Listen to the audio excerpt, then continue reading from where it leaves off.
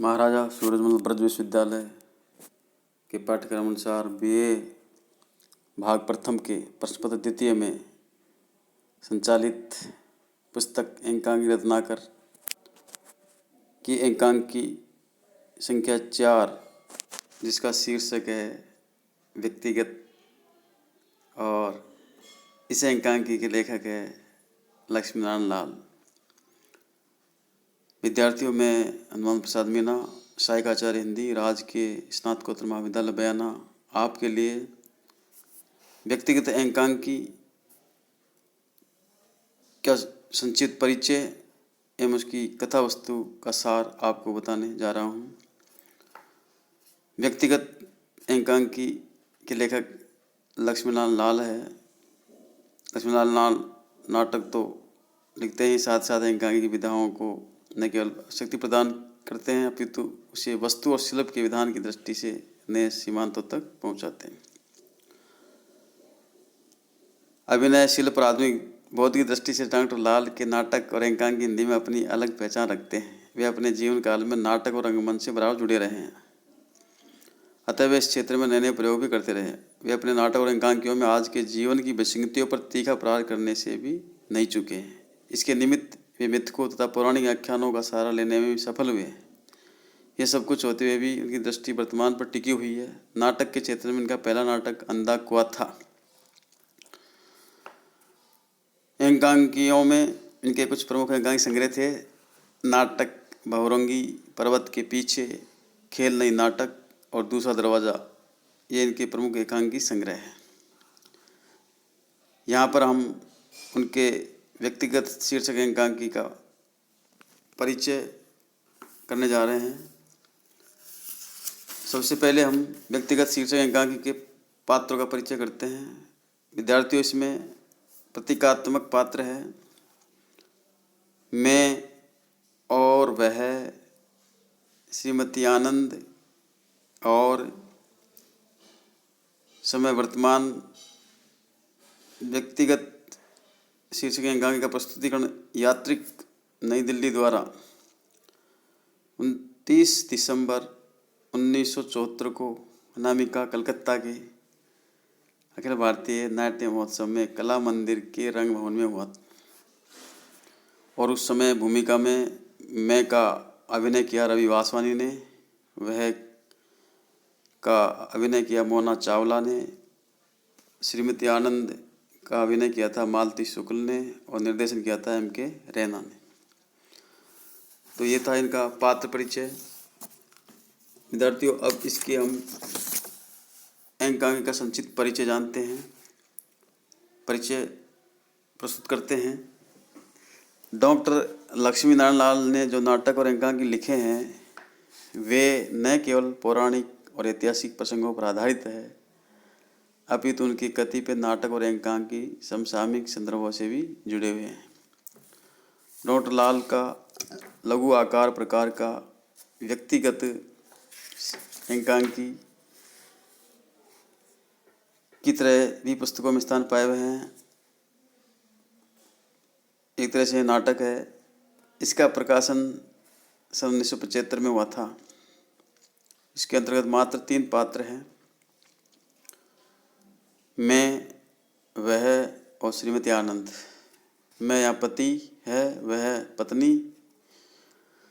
इन तीनों पात्रों के माध्यम से पति पत्नी के रिश्तों के मध्य नित्य प्रति होने वाले संकालु व्यवहार, अविश्वास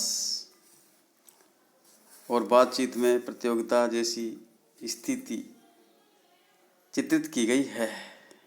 इसके पात्र सुख साधनों की खोज में निरंतर व्यस्त रहने के कारण अनेक प्रकार की व्यवस्थाओं और परतंत्रताओं में घिरकर व्याकुल बने रहते हैं। इन पात्रों की आकुलता और व्याकुलता दाम्पत्य जीवन में जो कटुता बढ़ती है और व्यर्थ के विवाद को महत्व देती चलती है, उससे दाम्पत्य जीवन कटुतापूर्ण हो जाता है। इस एकांकी में यही दिखलाया गया है कि सामान्यतः मनुष्य कुछ क्षणों में बहुत व्यक्तिगत और आत्मीय होकर भी जीना चाहता है। वह नहीं चाहता कि उसके व्यक्तिगत जीने के क्षणों में कोई उसमें दखलंदाजी करे, किंतु इतना सब कुछ होते हुए भी वह सामाजिक संदर्भों से अपने को मुक्त नहीं रख पाता है।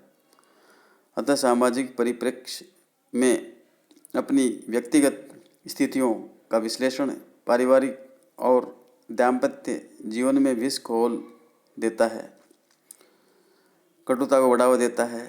स्त्री अपने मन में किसी दूसरी स्त्री जो सुख सुविधाओं की दृष्टि से बेहतर स्थिति में है को देखकर व्यग्र रहती है। स्त्री का स्त्री के साथ कुछ अजीब प्रकार का व्यवहार उसके मन में द्वंद्व उत्पन्न कर देता है। यह द्वंद्व आधुनिकता की देन है। संपूर्ण नाटक की भाषा शैली सांकेतिक और व्यंजक है। विद्यार्थियों, इसकी एकांकी की संचित कथा वस्तु मैं आपके सामने प्रस्तुत कर रहा हूँ। वो इस प्रकार है। व्यक्तिगत एकांकी की कथा वस्तु आधुनिक जीवन बोध का यथार्थ चित्रण करने वाली एकांकी है। मैं और वह एकांकी के दो पात्र हैं। दोनों टहलते हुए आते हैं। टहलते टहलते दोनों में बहस शुरू हो जाती है। दोनों एक दूसरे पर बेमतलब की बात करने का आरोप लगाते हैं। बातों ही बातों में मिस्टर शर्मा व मिसेस शर्मा की चर्चा चल जाती है। वह उलाहना देती है कि मिस्टर शर्मा मिसेस शर्मा के लिए नई साड़ियाँ लेकर आते हैं। वह तर्क देता है कि मिस्टर शर्मा इसलिए साड़ी लेकर आते हैं कि टहलने में मिसेस शर्मा अनुकूलता दिखाती है। फिर मैं के द्वारा मिसेस शर्मा का उदाहरण दिया जाता है कि वह अपने गार्डन में आलू उगाती है और उन्हें 500 का बेचती है। दोनों एक दूसरे को पसंद नहीं करते हैं और एक दूसरे को साहसीन बताते हैं। दोनों एक दूसरे के व्यवहार को कपटपूर्ण बताते हैं। वह गाना गाने लगती है तो मैं गाने का आनंद लेने लगता है। मैं और वह के बीच निरंतर तकरार होती रहती है। शादी की बात को लेकर दोनों में बहस शुरू हो जाती है। दहेज के उलाहने को लेकर बात छिड़ जाती है। बातों ही बातों में श्रीमती आनंद की बात छिड़ जाती है। मैं मिसेज आनंद के नाम से चिढ़ जाता है। मिसेज आनंद पर टिप्पणियाँ होने लग जाती है।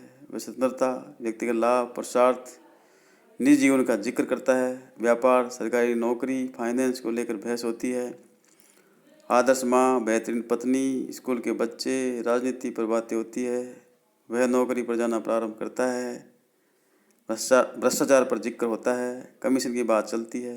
अंत में मैं और वह अपने अपने अधूरेपन को स्वीकार करते हैं और इसी स्थिति से निकलने का रास्ता ढूंढते हैं। इस प्रकार से एकांकी में एकांककार ने सामाजिक विसंगतियों, दाम्पत्य जीवन के यथार्थ, सामाजिक व राजनीतिक यथार्थ बोध को स्पष्ट किया है। एकांकी की कथा वस्तु जिज्ञासा, कौतूहल, रोचकता व विस्मय आदि गुणों से परिपूर्ण है। तो विद्यार्थियों, इस वीडियो में इतना ही। धन्यवाद।